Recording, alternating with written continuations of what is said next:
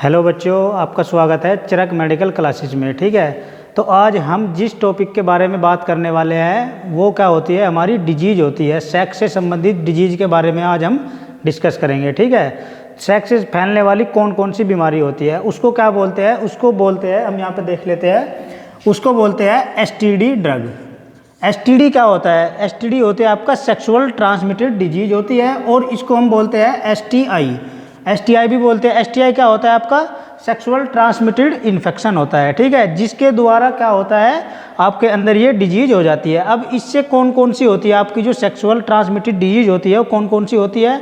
आपका एचआईवी होता है, एचआईवी होता है, आपने सुना भी होगा, एचआईवी होता है, एड्स भी होता है, और आपका गोनोरिया भी होता है,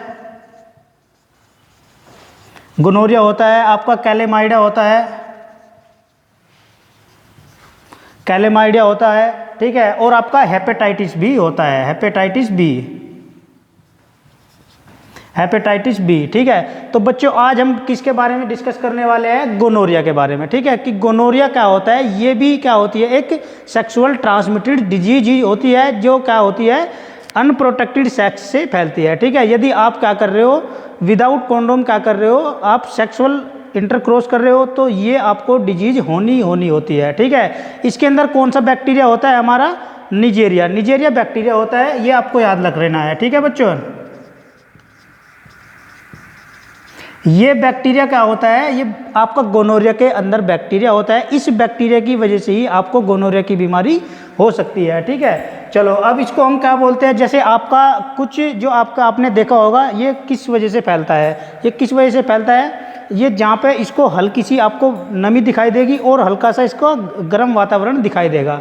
ठीक है, अब आपको हल्की सी गर्म और ठंडा वातावरण कहाँ पे दिखाई देगा, तो सबसे पहले आप यहाँ से बॉडी का जो बाहर का एरिया है आपको दिखाई दे रहा होगा, उसकी देखते हैं। जैसे आपकी आंख होती है, ठीक है, तो आंख में क्या होता है, हमारे आंसू होता है, आंसू का पीएच भी, आंसू के अंदर पीएच होता है। ठीक है, अब आंख के अंदर थोड़ी नमी भी है और आपका थोड़ा गर्माहट भी है। ठीक है, तो कहाँ से होगा ये?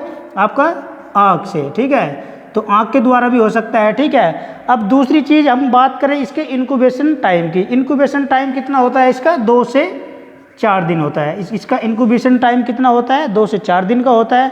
चलो अब देखते हैं, आँख हो गया। आँख के द्वारा अब हम इंटरनली देखते हैं। मुंह है हमारा, मुंह के अंदर भी क्या है, हमारा हल्का सा गर्माहट है और हल्की सी नमी है। ठीक है, तो मुंह के अंदर हमारा कौन सा और आएगा? थोट आएगा, थोट आएगा। ठीक है, अब दूसरी चीज़ इसमें क्या होता है, हमारा एक यूरिथ्रा होता है। ठीक है, यूरिथ्रा, इसमें क्या होता है, यूरिथ्रा क्या होता है आपका? यूरिथ्रा आपका ये मेल और फीमेल के अंदर भी पाया जाता है। ठीक है, ये दोनों के अंदर पाया जाता है यूरिथ्रा, जिसमें से आपका क्या कर रहे हो, आप यूरिन को पास कर रहे हो। ठीक है, फिर नेक्स्ट क्या होता है आपका?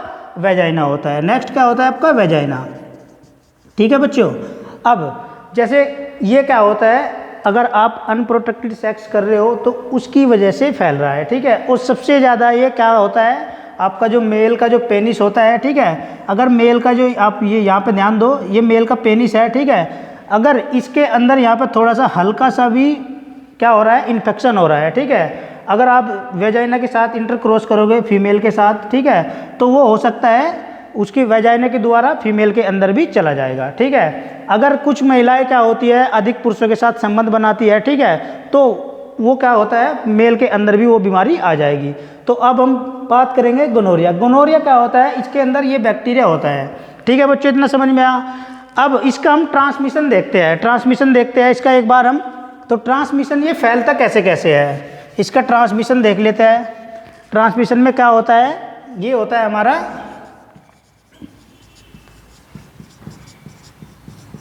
ट्रांसमिशन। ठीक है, तो ट्रांसमिशन में सबसे पहले क्या आता है आपका? फ्रेंच किस आती है। ठीक है, कौन सी आता है? French kissing. सेकंड कौन सी आती है आपका? ओरल।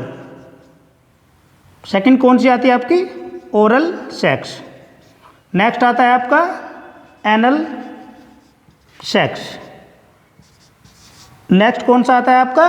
बताओ बच्चों। नेक्स्ट आता है आपका वेजाइनल सेक्स।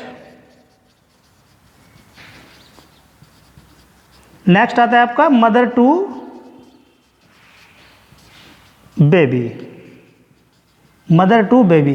ठीक है, अब हम बात करेंगे इसके ट्रांसमिशन की। तो सबसे पहला आपका कौन सा आता है बच्चों? French kissing. अगर आपको ये बीमारी है, मान लिया मेल को ये बीमारी है और आप क्या कर रहे हो? फ्रेंच किस कर रहे हो। ठीक है, तो उस कंडीशन में ये बैक्टीरिया आपके अंदर एंटर हो जाएगा और आपको गोनोरिया की प्रॉब्लम हो जाएगी। ठीक है, ये धीरे धीरे फैलता चला जाता है। कुछ जो मेल होते हैं और जो आपके फीमेल होते हैं, ठीक है, ये क्या होती है? एक लंबी समय वाली डिजीज होती है, अचानक से आपको पता नहीं चलेगी।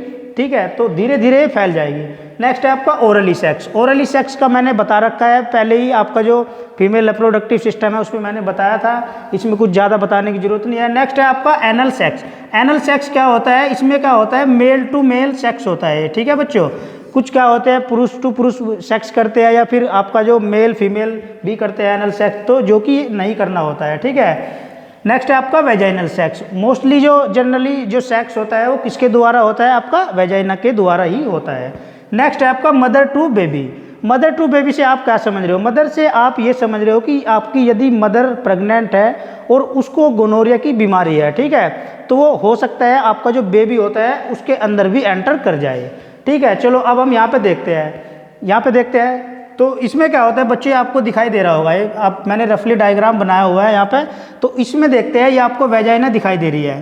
ठीक है, ये क्या होती है? आपकी वेजाइना दिखाई दे रही है। यदि आपकी वेजाइना के अंदर ये इन्फेक्शन चला जाता है, ठीक है, तो उस कंडीशन में क्या होता है? यहाँ पे आपको वेजाइना है, उस कंडीशन में क्या होगा? आपका ये कैर्विक्स का जो एरिया होता है, कौन सा एरिया होता है बच्चों?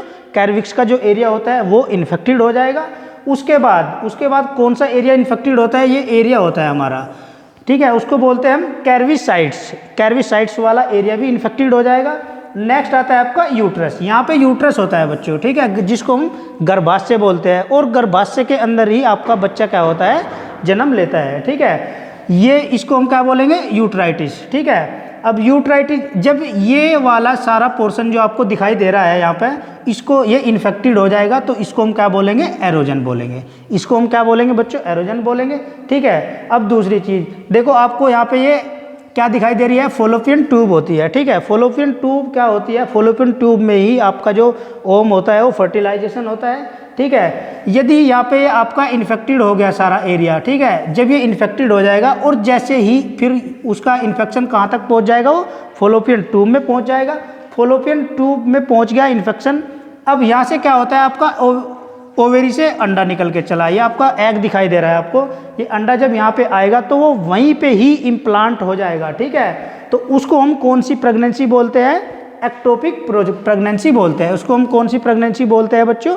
एटोपिक प्रेगनेंसी बोलते हैं। ठीक है, चलो इतना हो गया। अब हम इस बात करते हैं इसके सिम्टम्स के बारे में। सिम्टम्स क्या होते हैं?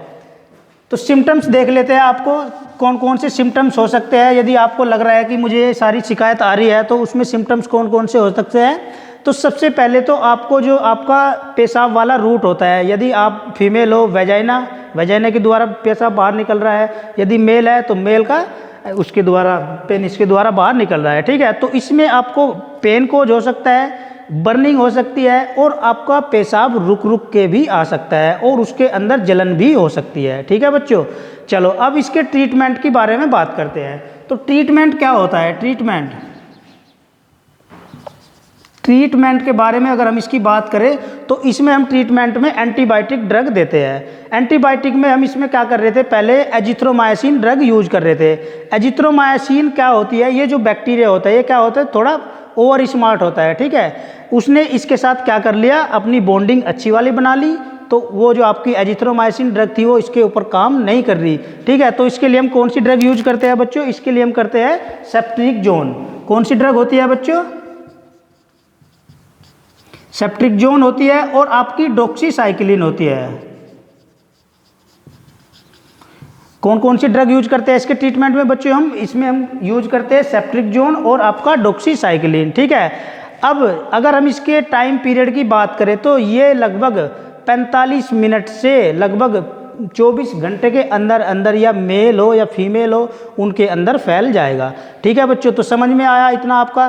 तो अब मैंने बताया है गोनोरिया के बारे में। ठीक है, अब जो नेक्स्ट डिजीज होगी हमारी, जो सेक्सुअल ट्रांसमिटेड डिजीज होती है, कौन सी डिजीज के बारे में डिस्कस करेंगे हम नेक्स्ट लेक्चर में? सिफिलिस के बारे में। ठीक है, जो सिफिलिस होती है उसके बारे में डिजीज होती है।